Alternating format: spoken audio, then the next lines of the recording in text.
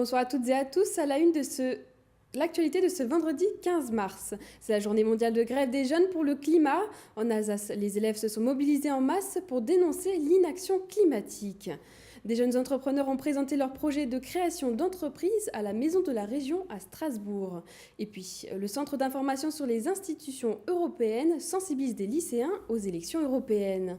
Mais pour commencer, ils sont lycéens, collégiens ou même élèves en école primaire et aujourd'hui, ils ont séché les cours. Tous ont décidé de suivre l'appel à une grève mondiale de Greta Thunberg, jeune Suédoise de 16 ans devenue l'égérie de la lutte contre les dérèglements climatiques. À 13h, ils étaient 5000 jeunes à s'être donné rendez-vous place Kléber selon les organisateurs et 1200 selon la préfecture, avant de se mettre en route vers le Parlement européen. Un reportage de Cécile Moss, Adeline Piron et Fanny Kuntz.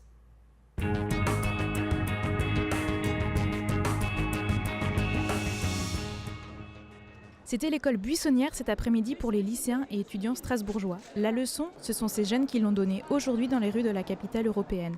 Une manifestation en chanson organisée par ces jeunes.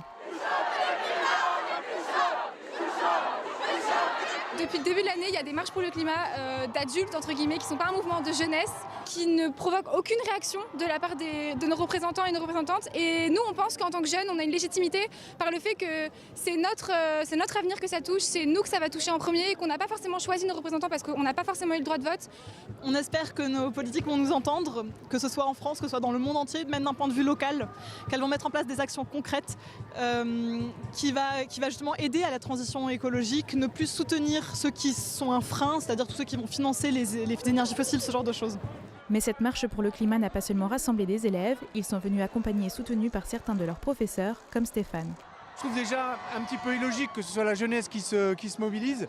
Sans doute le fait-elle parce que nous, en tant qu'adultes, on ne le fait pas assez.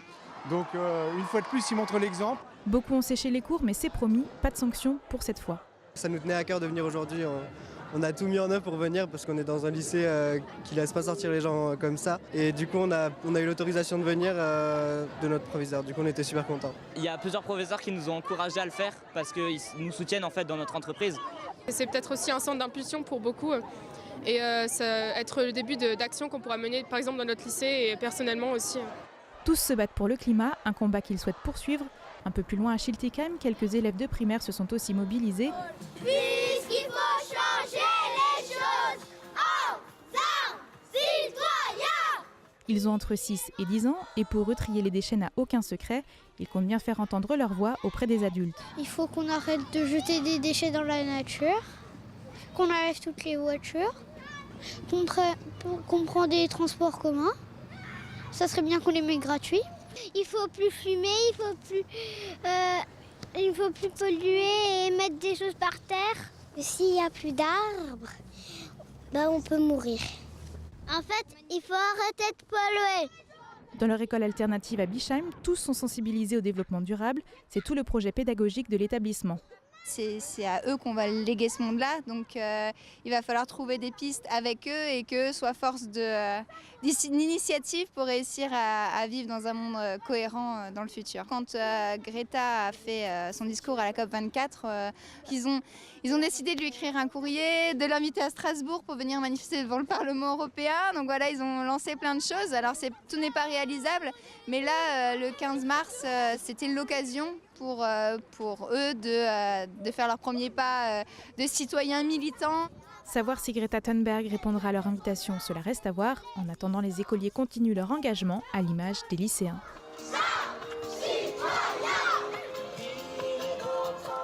Et les mobilisations se prolongeront ce week-end avec une marche pour le climat organisée demain à 14h avec un rendez-vous fixé au campus et une marche verte dimanche dans l'après-midi pour ramasser les déchets polluants de la ville.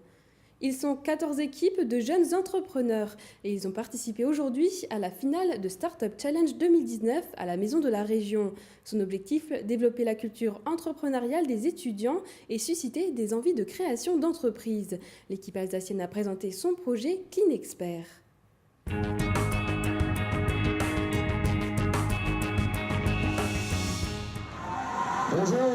Bonjour à tous et bienvenue dans votre nouvelle émission des experts de la santé. Aujourd'hui, rendez-vous très spécial avec le thème de la santé bucco-dentaire. Alors s'il vous plaît, mesdames et messieurs du public, Veuillez applaudir comme il se doit les membres de la Société des experts. Un étudiant dans la peau de Jean-Pierre Foucault et de jeunes entrepreneurs dans celle de candidats.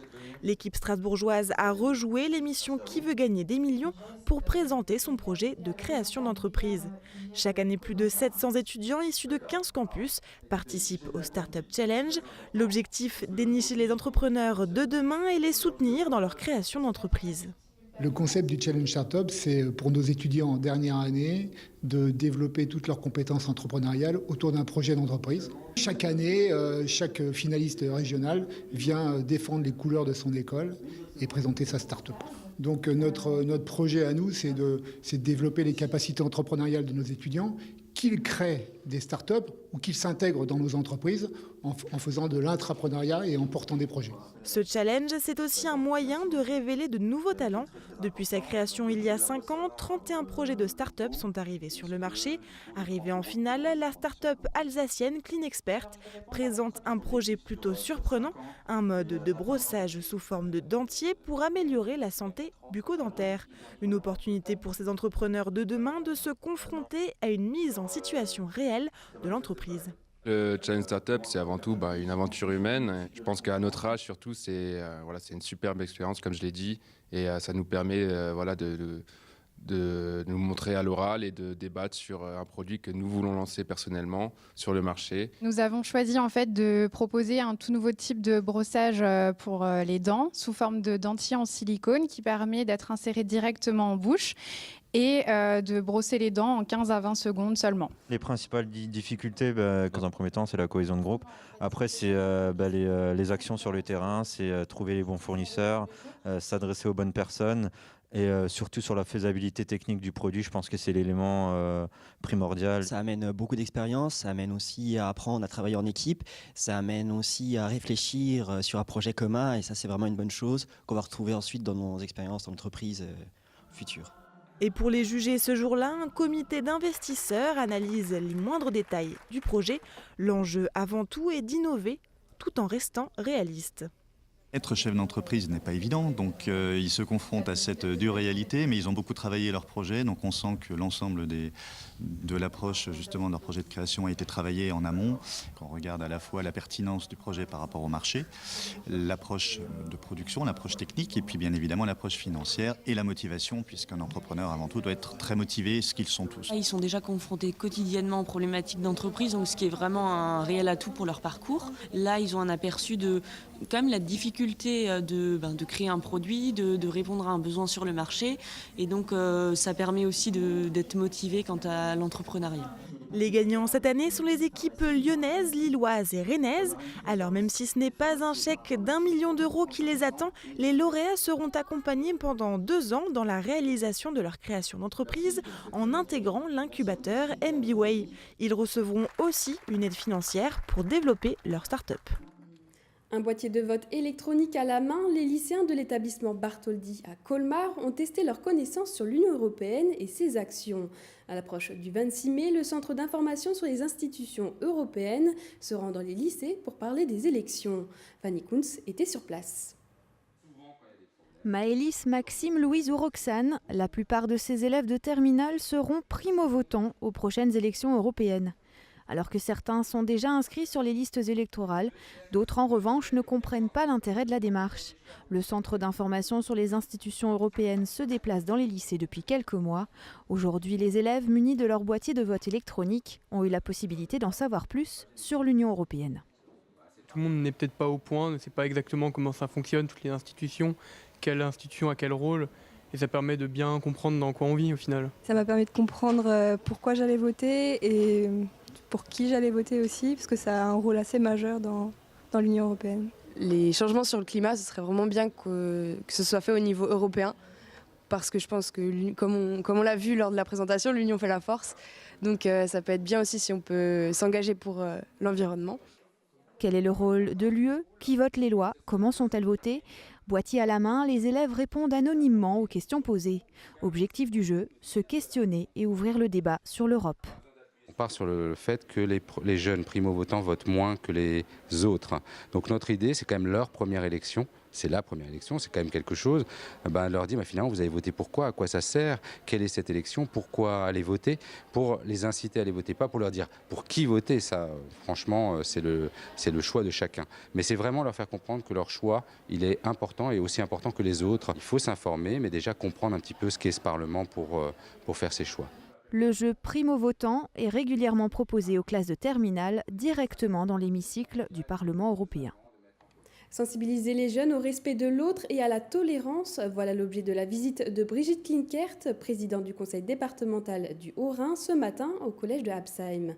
L'établissement n'a pas été choisi par hasard. L'exposition Vivre la France ensemble, réalisée suite à la tuerie de l'hypercachère en janvier 2015, y est installée. Marine Zis. Ce n'est pas tous les jours que l'on reçoit la présidente du département dans son collège. Alors, pour l'occasion, les élèves de 4e ont présenté à tour de rôle leur analyse des dessins de presse qui composent l'exposition. Et donc là, on peut voir Facebook et Twitter qui attaquent et étouffent Marianne. Ça nous fait réfléchir et moi je trouve pas ça très bien, franchement, que des personnes, par exemple l'affiche que j'ai présentée avant, des personnes qui se retrouvent seules dans la rue comme ça. Du coup, on se rend plus compte que les gens qui sont autour de nous, c'est pas forcément qu'ils soient... C'est pas parce qu'ils sont pas de la même religion que nous qu'on doit les regarder mal ou on doit avoir une mauvaise image d'eux. Oui, on doit aller les voir, ne pas les laisser de côté s'ils n'ont pas la même religion que nous. On a tous deux jambes, deux bras, une tête, on est pareil, quoi. Développer le respect de l'autre et la tolérance prend encore plus d'importance avec la multiplication d'actes de racisme et d'antisémitisme, notamment en Alsace ces derniers mois. Je pense qu'il faut surtout sensibiliser les jeunes dans leur parcours de vie, dans leur parcours éducatif, parce que les jeunes sont les adultes de demain et c'est le monde de demain que nous bâtissons lorsque nous éveillons la conscience citoyenne des jeunes collégiens. D'autres actions de sensibilisation sont prévues dans les établissements haut-rhinois, comme par exemple ce lundi au collège Victor Hugo de Colmar. Des élèves de 4e échangeront avec des responsables de culte autour du calendrier interreligieux de la ville. Tout de suite, l'image du jour d'Oliviane. Ils ont de l'humour, les Alsaciens expatriés. Sur leur page Facebook, leur tarte flambée n'est peut-être pas la plus appétissante qui soit, mais ils entrecoupent leurs informations sérieuses de plaisanteries sur la région, parfois saupoudrées d'autodérision. Je vous laisse sourire.